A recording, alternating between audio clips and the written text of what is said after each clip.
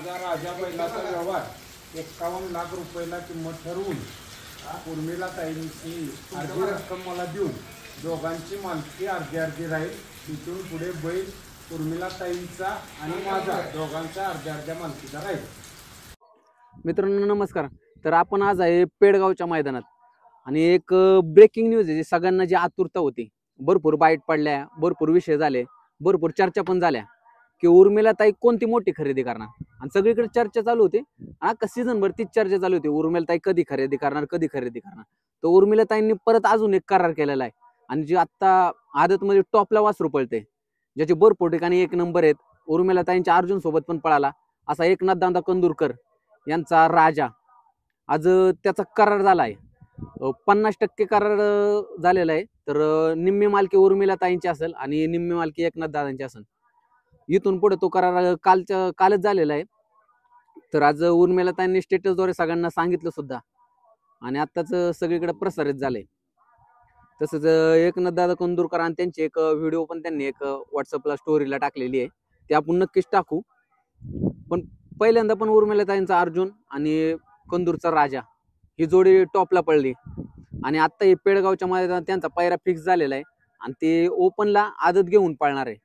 पण आता गाडी स्वतःच्याच मालकीची असल्याने पळणार आहे आणि घरचाच साज पळणार आहे। उर्मिला ताईंनी भरपूर नंदींची चौकशी केली किंवा भरपूर टॉपची खरेदी करण्याचा विचार केला आणि त्यात सफल पण झाल्यात। कारण का कंदुरकरांचा राजा हा चांगला टॉपमध्ये पळतोय आणि आदत वासरामध्ये पळतोय, अजून त्याला भरपूर काळ पळायचा आहे।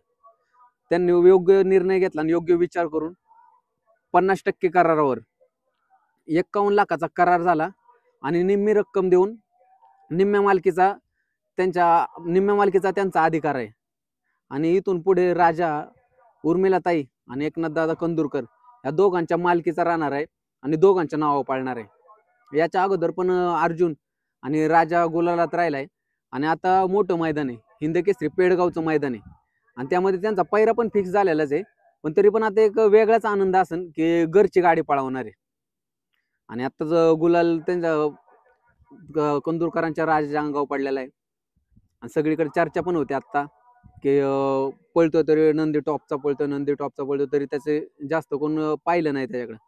पण एक कोळशातून हिरेचे पारख करणे हे उर्मिला ताईंना नक्कीच चांगल्या पद्धतीने समजलेले आहे आणि त्यांनी ती पारख केलेली आहे आणि एक 51 लाखाचा करार करून कंदूरचा राजा आता उर्मिला ताई यांच्या नावावर सुद्धा पळणार आहे। पेडगावचं मोठं मैदान आहे, मानाचं मैदान आहे आणि एक ओरिजिनल हिंदकेसरी गाडा मालकीन तर आहेच, पण त्यांना एक ओरिजिनल हिंदकेसरी गाडा मालकीन होण्याचं स्वप्न आहे।